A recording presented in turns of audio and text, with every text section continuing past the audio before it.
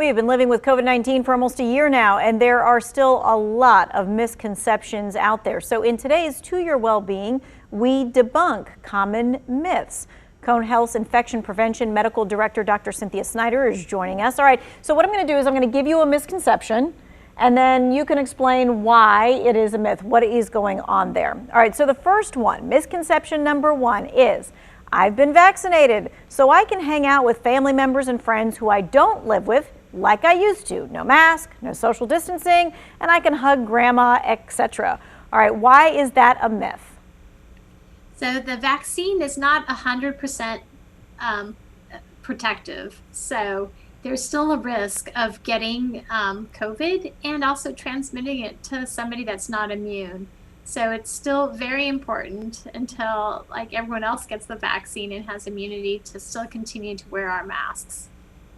All right, misconception number two. Here we go. When the number of hospitalized patients with COVID-19 decreases, that pretty much means COVID will be over soon and we can all get back to normal. Oh, don't we wish? I agree. I think we all wish that our numbers for COVID continues to trend down. I think the reason why that's happening is that everybody is following those 3 W's. I think people are wearing masks. They are, staying away from crowded places. They're staying within their own bubble and not going out to too many the areas where they might get exposed to COVID. So we want to make sure to keep doing all that we can so that we don't spread more cases in the community. Mm-hmm. Let's go on to misconception number 3. It's okay to only get the first dose of the vaccine. Why is that not true? I think the reason why that's not true, again, it has to do that the vaccine right now is a 2-dose series. The first dose will get you anywhere from 50 to maybe 70% effectiveness, but that second dose gets you closer to 95% effectiveness. So it's important to do the 2 doses. 2 doses, okay. Misconception number 4, and that is, I've had COVID-19. I don't need to get the vaccine or wear a mask.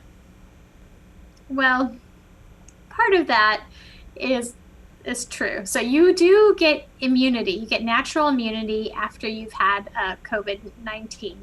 And we know that you probably have enough immunity, at least for 3 months. If you are up to like by your age or what you do for work, if you're up in line to get the vaccine, I think it is a good idea to still get vaccinated despite having COVID-19, and still, without a doubt, always wear a mask. Okay, so the misconception that just because you had it doesn't mean that you shouldn't wear a mask. Nope, you still got to wear a mask even if you've had COVID. Correct. All right, so misconception number 5 is, I'm going on a trip with friends and family. As long as I test negative before I head out of town, then no one is really at risk. That's almost true. You have to actually quarantine for those few weeks before you go on a trip with your friends. And then you have some reliability with the testing being negative. Again, that test tells you you're negative for that day.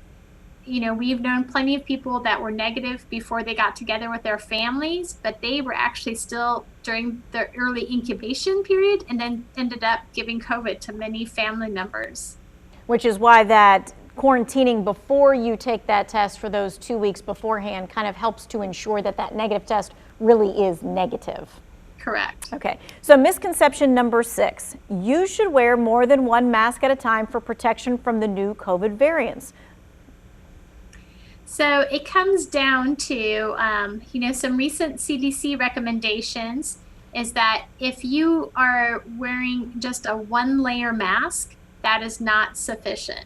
You need to have at least 2 layers, possibly 3. And depending on your mask quality and if it's well-fitting, that should be okay.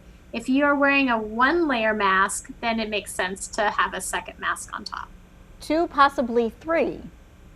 Well, it's the layers. It really comes down to the fabrics. So many, if you look at the masks you purchase, you can probably tell if there's at least 2 layers. And sometimes what I mean by 3 is that some of those masks are made for like a filter pocket, and you can put a filter there, and technically that would be 3 layers. Some of the medical surgical masks are actually 3-ply.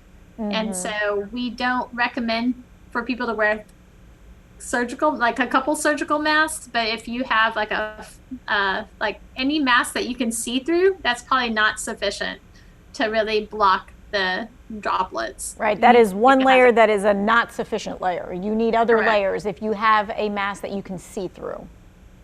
Okay, understood.